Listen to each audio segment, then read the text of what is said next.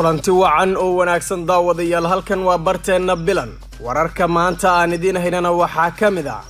dilal ka dhacay magaalada Marko iyo xiisad ka taagan laamaha amniga oo gacanta ku dhigay burcad hubaysan midowga musharaxiinta oo ka hadlay go'aankii xukuumadda ra'iisul wasaare Roble quraas kamid ah golaha shacabka oo maanta doorashadooda la qabanayo iyo sidoo kale Mareykanka oo diyaarinaya ciidamo wajaha xiisadaha Ukraine iyo sidoo kale Ruushka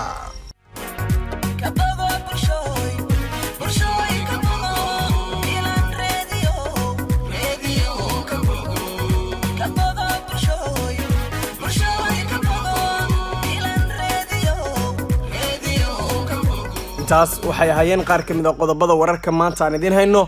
u diyaar garooba saaxiibayaal isagoo dhameystiran daawaday waxaan ka codsanaynaa si xushmad leh marka hore inaad muuqaalkan like saarto siina share gareyso boggeena haddii ay tahay markii kugu horeysay aad soo booqato fadlan like saar followna dheh mahadsanid daawade waa kaaga mahadcelinaynaa si ay dhiirigelin anaga noogu noqoto waxaan ku bilaabaynaa dilal ayaa ka dhacay magaalada Marka waxaana ka taagan xiisado u dhaxeeya dadkii dilalkaas isku geystay dilal salka ku haya arrimo la xiriira aanooyin qabiil ayaa waxay ka dhaceen magaalada Marka ee gobolka Shabeellaha Hoose waxaana maalmihii la soo dhaafay ahaayeen kuwa ka taagan magaaladaas Maleeshiya hubeysan ayaa degmada Marka ku dilay askari ka tirsanaa ciidanka nabad sugidda kaasoo lagu magacaabi jiray Muqtaar Xankey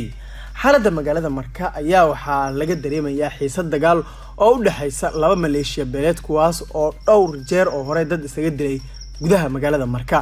gudoomiye ku-xigeenka qorshaynta iyo dib u dhiska degmada Marka Salim Xasan Buraale ayaa bartiisa Facebook ku soo daabacay qoraal uu kaga hadlayay xiisadan isaga oo ku bilaabay qoraalkiisa Allah u naxariistay waxaan ka tacsiyeenayaa geerida murugada leh ee ku timid marxuum Muqtaar dhammaan ehel iyo qaraabo iyo asxaabna intaba waxaan Rabbi uga baryayaa in uu samir iyo iimaan eeba ka siiyo runtii oo wax laga xumaado falka maanta ka dhacay magaalada Marka waxaana ay gaf ku tahay ayuu yiri nidaamka dawladnimo ay ku dhisan tahay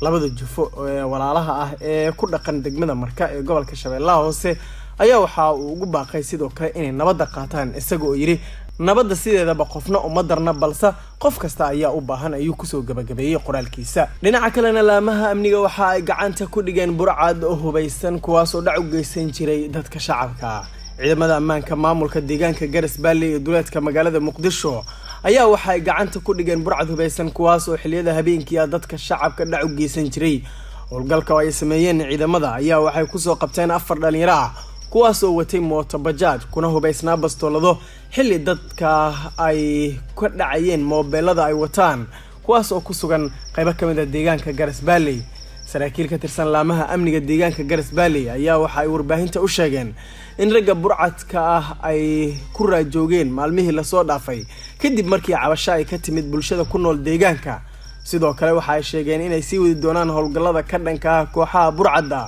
oo dhibaato ku haya shacabka ku nool deegaanka iyo deegaanada kale ee ku dhow toddobaadkii la soo dhaafay ayaa bulshada ku nool deegaanka Garas Baalley ee duleedka magaalada Muqdisho waxay ka cawanayeen kooxaha burcadda ah oo dhac u geysta xilliyada habeenkii taas oo keentay in ciidamada ay sameeyaan howlgalkan lagu soo qabqabtay dhalinyarada burcadda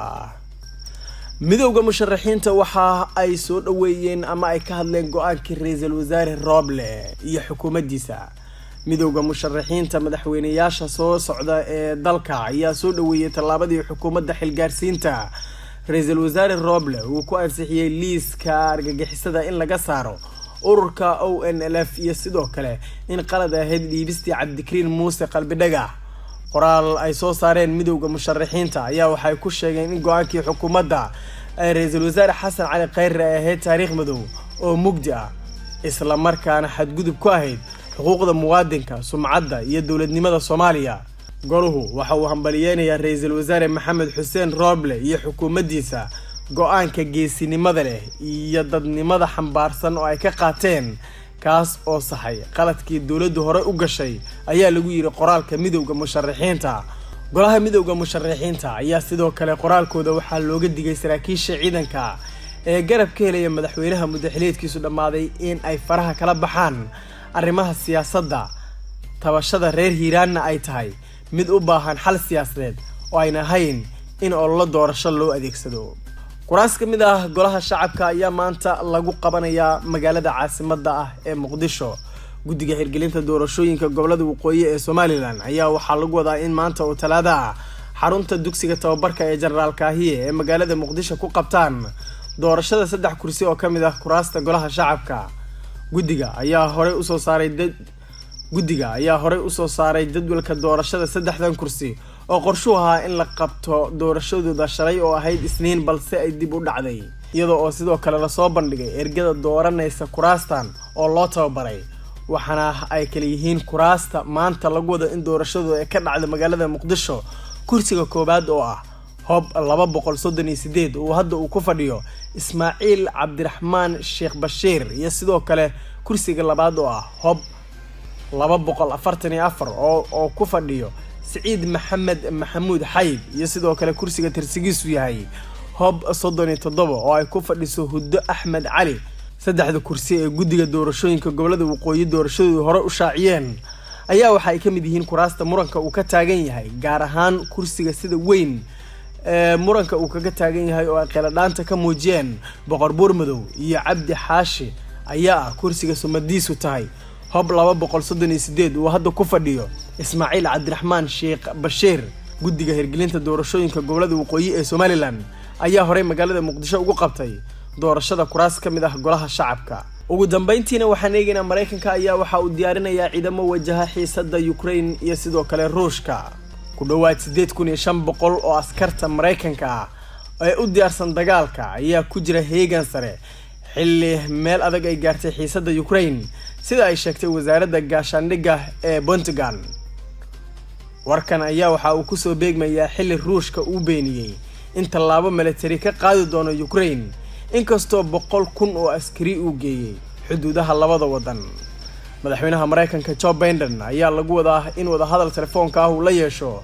xulafadiisa Yurub si ay ugu aragti noqdaan duulaanka laga cabsi qabo inuu soo qaado Ruushka.